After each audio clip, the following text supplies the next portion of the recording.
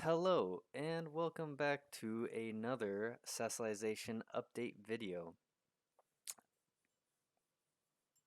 Today I'll be showing off some new features that I've been working on with SAS and some good news at the very end that I would like to share. Um, there's been a lot of big changes and lots of good work being done on the game, um, almost to the point where I believe most of the framework is practically almost finished with.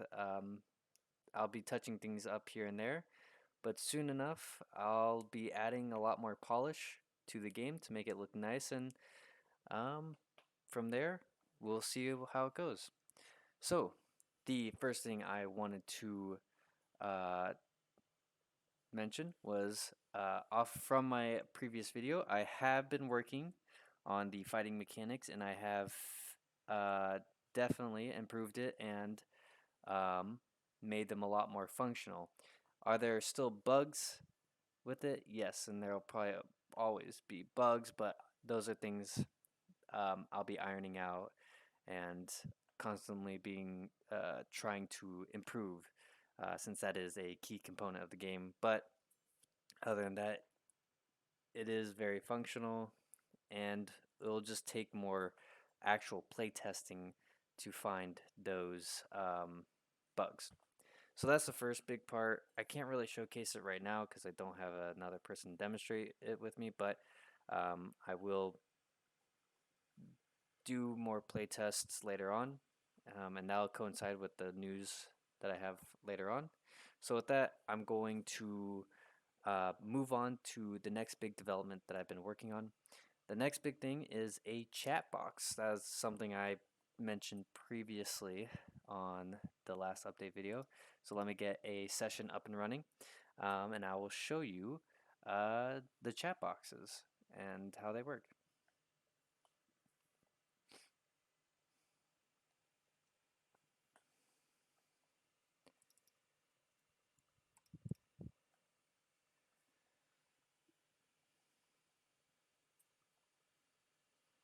Give it a couple seconds. Da, dee, da, dee, da.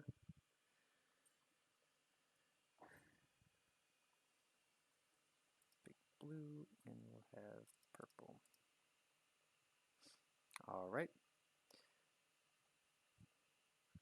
Now, if you press Y, it will bring up the chat box, as you can see here, and you can click into it, type whatever you want to say into it, and then press enter, and it'll send it to the server chat, and then press escape to exit it.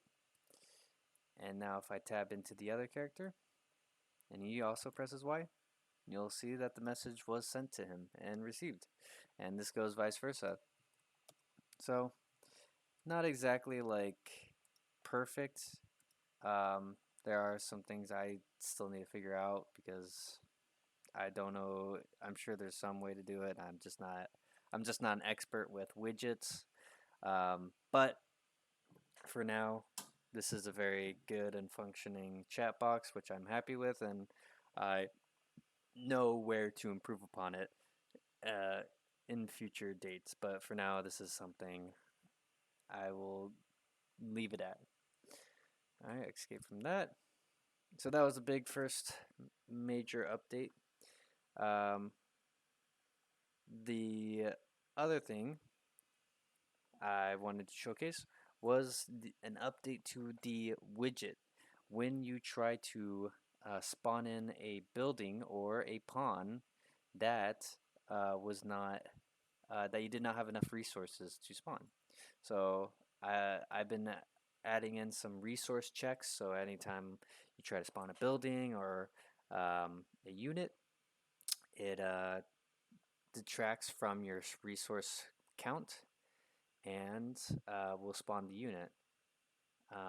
You haven't been able to see that in previous videos because I've kind of just haven't set it so I can do dev related things, but now that I'm getting closer to actual playtesting, it's been applied and I will show you how it works. So let me just spawn some units and you'll see that the resource counter does indeed go down.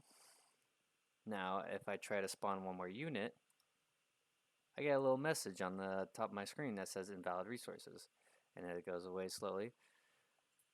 This just shows that um, it's just a little heads up to know that hey, you don't have enough resources to spawn a unit, and you'll just have to wait to spawn some more. And this goes same with the building. So if I try to spawn a building and spawn one, but then I can, if I try to spawn another, invalid resources. So this is just a little heads up, so when people start playing the game, they don't get immediately confused, like, okay, why am I not being able to spawn a unit? It's just it helps with user interaction, and I think it looks nice. Definitely something that'll change. This is all sort of placeholder, but for now, I really like it, and I'll just keep it that way. And so that was the first major, the second, third, I lost count, change to Sassilization. And of course, there have been other bug fixes. There was a server, there was a unit replication glitch that was happening. So you might have seen in previous videos that maybe there's two units that were spawning on top of each other when there was only really supposed to be one. That was a bug that was fixed. Another one is if I can show you is if I start a new session, you'll notice that when the numbers on the timer hit, uh, sorry, crashed. Let me fix that.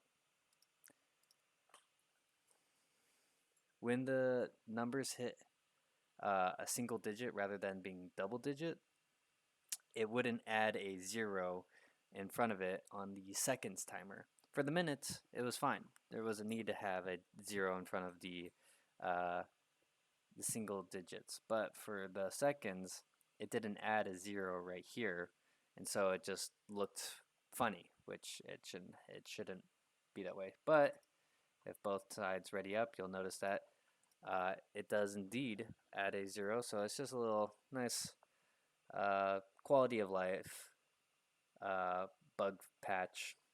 So it just the game looks a bit better. Nothing actual game changing. So that's another